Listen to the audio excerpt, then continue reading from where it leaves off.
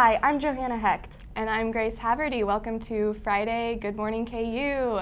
How are you today, Grace? I'm good. How are you? I'm a little cold, and I'm a little sad that it's going to be snowing this weekend, so that's a bummer for You my... can smell it. I walked outside and it was like, it smells You like can snow. smell it? What's it smell like? I don't know. There's just, when it gets to December, you walk outside and you can just tell. You can just Maybe tell. It's like my spidey senses. I don't know. But it actually is supposed to snow tomorrow, though. Yeah. I don't know if you've heard. It's all anyone's really talking about. Exactly, But the first big snow. But Yep. I mean, it'll be nice to finally look at something pretty and not just experience this cold, bone-chilling weather. Yeah. So, Well, we had a weird weather week. I don't know about you, but like Monday, I broke a sweat walking to class, and then Tuesday, I was like, oh my it God. went from 70 to 30 real quick. Yeah, Monday night, just like, it changed. It was well. I know back in Colorado, a bunch of my friends have pretty much been experiencing a blizzard in negative-degree weather. So Yikes. thankful I'm not there right now, Yeah. to be honest.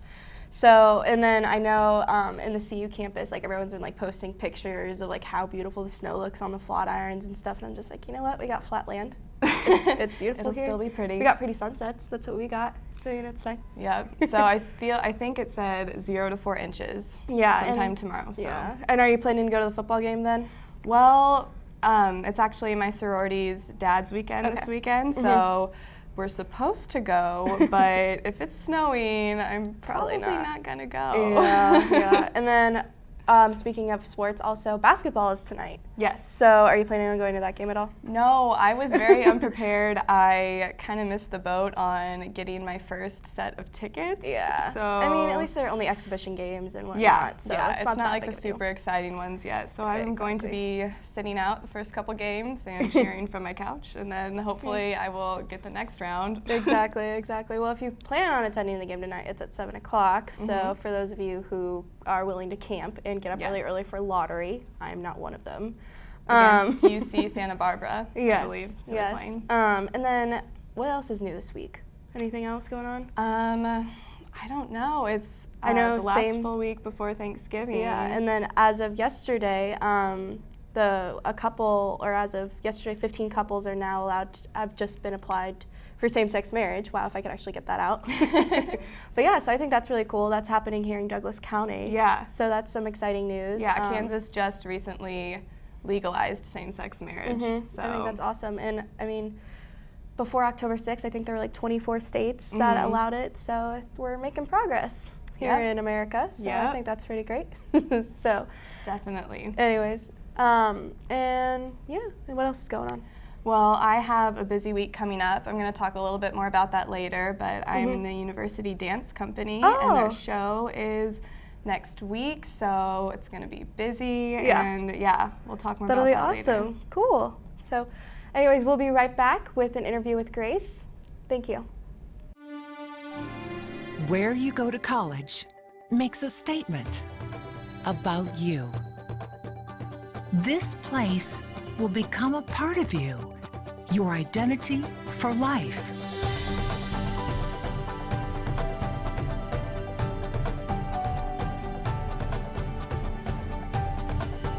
The University of Kansas, a great place to be you.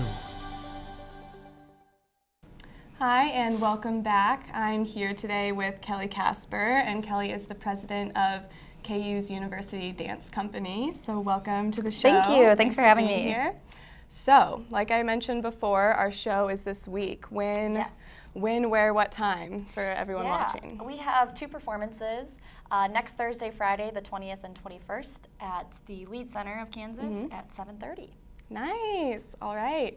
So for people who aren't dancers, don't know a lot about this stuff, what is the week of the show like for all the dancers in the company? Wow, the week of the show is busy. Starting Monday evening, we'll have rehearsals upon rehearsals where each performance group will have a chance to sort of block out the stage, get a feel for what the piece actually looks like from an audience perspective, and the choreographers can make any last-second tweaks. This is also the first time we're trying it out with costumes, so there usually tends to be a few malfunctions there, and those will get fixed out Monday and Tuesday evening. And then Wednesday we have 2 dress rehearsal runs. So we'll have full costume and makeup on, and we treat it as 2 performances in one night. This is also when our photographer is there to take pictures. So if you see any pictures around campus of dancers on stage, that's when those are taken. And then Thursday and Friday are show days. We take those very seriously. Starting early in the evening, we have the entire company show up to the Lead Center. We do a company class warm-up, and we sort of just hone in on what the night's going to be, kind of get in the rhythm of everything and with everyone. We have a few little rituals, which those are secret for us. But starting 7:30, we hit the stage, and that's about it. So it's a very busy week. Yes. And what kind of dance styles are in the show? How many pieces for people who want to come? Well, this show we have 6 pieces showing. There's a lot of variety. We have a full point number. We have a contemporary modern, traditional modern, and then we also have a more open modern that also includes a little multimedia. We have a jazz, very high energy piece in the middle, and finishing off with actually a guest artist piece. Yes. She came in from New York and set sort of her own twist on the Adam and Eve story. It's a narrative and very high energy, lots of costume changes, some props as well. It's a really fantastic show. Cool. And the guest, her name was Lane Gifford. Yes. And she has her own company in New York, like Kelly mentioned. So what was that like when she came here? Working with Lane was fantastic. Any chance we get to have guest artists in is always a treat. They're usually here for about 2 weeks, and those weeks are intense. We are taking classes all day with these guest artists, and the whole evening will be filled with hours of rehearsal. They come in, and she set her own existing piece, this garden Adam and Eve piece I mentioned. And Very it's cool. a lot of time with her and her assistant, working everything out and getting everything cleared up for the dancers performing it, but it's a very fun 2 weeks. Cool. So to give everyone an idea of how much of a time commitment this is, you are in 4 pieces, I think, and how many hours of rehearsal do you have a week? It equals out to roughly 15 to 16 hours a week on top of my class that's like schedule. almost a part-time job. Yeah, a little bit. So everyone is really committed in the dance company, and you are also a senior, so this is your last performance at the Lead Center. It is. How are you feeling about that?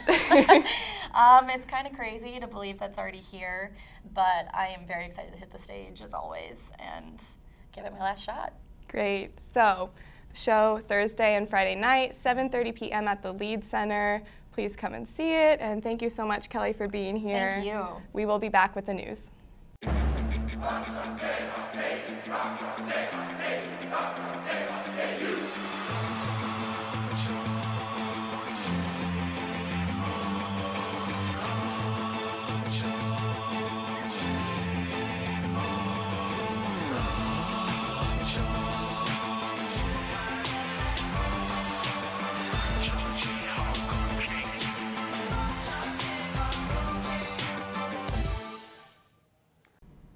Hi, I'm Michaela David.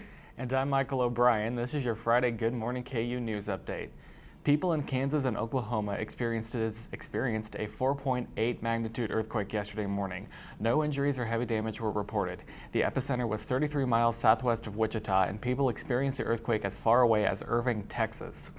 Gunmen attacked an Egyptian Navy ship in the Mediterranean Sea, leaving 5 servicemen injured and 8 missing at sea. The vessel reportedly caught fire during the assault 45 miles off the northern port of Damietta. The group behind the attack has not been identified. Many disabled children live in wooden cages or cells in a state-run home in Greece. The issue was brought to the attention of the government 5 years ago, but the changes made are only superficial, such as painting the wooden bars on the cages different colors. The government is now attempting to move the children out of the institution, but have not given any specific dates of progression. The United States government is using drones to patrol half the United States and Mexico border. A report by the Associated Press states that the use of drones allows border control agents to focus on areas of greater threat. There have been about 10,000 drone flights since the new strategy began in March of 2013. Students living in residence halls have been blanketing the community for years, making fleece blankets for the local community shelter. Students will make blankets from 6 to 9 on Sunday at the Hatchinger Hall Theater and Crawford Community Center. About 140 people live in the shelter, making these donated blankets a big help to the organization. Kansas City has begun to prepare for snow on Saturday. According to the National Weather Service, the snowfall will end Sunday morning, but the freezing temperatures will remain.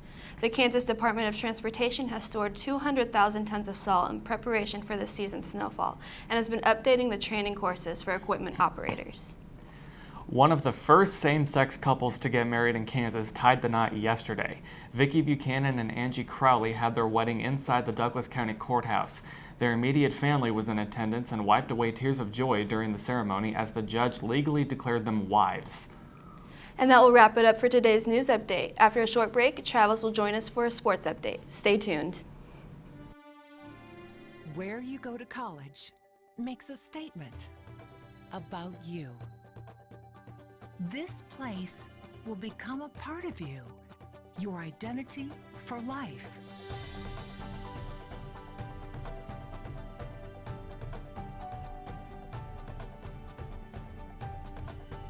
The University of Kansas, a great place to be you. Hello and welcome back to Good Morning KU. I'm Travis Calvin. I'll be bringing you some sports news from around campus. Men's basketball will be kicking off the season today against UC Santa Barbara Gauchos at 7 p.m. The Jayhawks cruised in their 2 preseason games against Washburn Ichabods and the Emporia State Hornets, winning 85-53 and 109-56 respectively. The Gauchos will serve as a warm-up game for the Jayhawks before they travel to play the #1 Kentucky Wildcats in the Champions Classic on November 18th. After defeating the Iowa State Cyclones for their first Big 12 win on Saturday, the Kansas football team will be faced with possibly their toughest test of the season against the TCU Horned Frogs tomorrow at 2 p.m. TCU is projected to be in the college football playoff later in the year and has only suffered a 3-point defeat to Baylor. Kansas will be honoring their senior class for the senior night tomorrow night. The Kansas women's soccer team will renew the next chapter of the border war on Sunday as the Jayhawks will take on the Missouri Tigers at 1 p.m. The 15-5-0 Jayhawks were able to secure their 6th bid to the NCAA tournament in program history. Junior midfielder Liana Salazar leads KU with 11 goals in 2014. The game will be hosted by Kansas at Rock Chalk Park. The Kansas women's basketball team will kick off their season by playing the South Dakota Coyotes on Sunday at 2 p.m. The Jayhawks cruised to a 20-point win over Washburn and a 21-point win over Fort Hays State in exhibition play. KU will look to build off of their 13-19 season last year, which ended at the hands of the Baylor Bears in the conference tournament. The KU women's basketball team swept the number 16 Kansas State Wildcats 25-22, 25-22, and 25-21 on Wednesday in Manhattan. KU improved to 19-7 on the year after the victory and 7-5 in Big 12 play. The Jayhawks are 4th in the Big 12 standings and will take on the number 18 Iowa State Cyclones on November 19th at 6:30 p.m. here in Lawrence. The men's and women's cross-country teams will be in Peoria, Illinois tomorrow for the Midwest Championships, as both teams will be seeking to gain at-large bids to the national championships later in the month. The men have not made the national championship since 2006, while the women have not made it since the 1994 season. The women race at 12 p.m. while the men race at 1 p.m. And finally, the Kansas City Chiefs will play host to the Seattle Seahawks on Sunday at noon. The Chiefs come home after defeating the Buffalo Bills 17-13 in Buffalo last week. The Chiefs will take their 4-game win streak on against the Seahawks defense, which has defeated all the other teams in the AFC West. The Chiefs need this win to keep pace with the Denver Broncos for the AFC West crown and to keep a hold of their potential wildcard position. That'll do for sports, so stay tuned after the break for the weather. Where you go to college makes a statement about you. This place will become a part of you, your identity for life.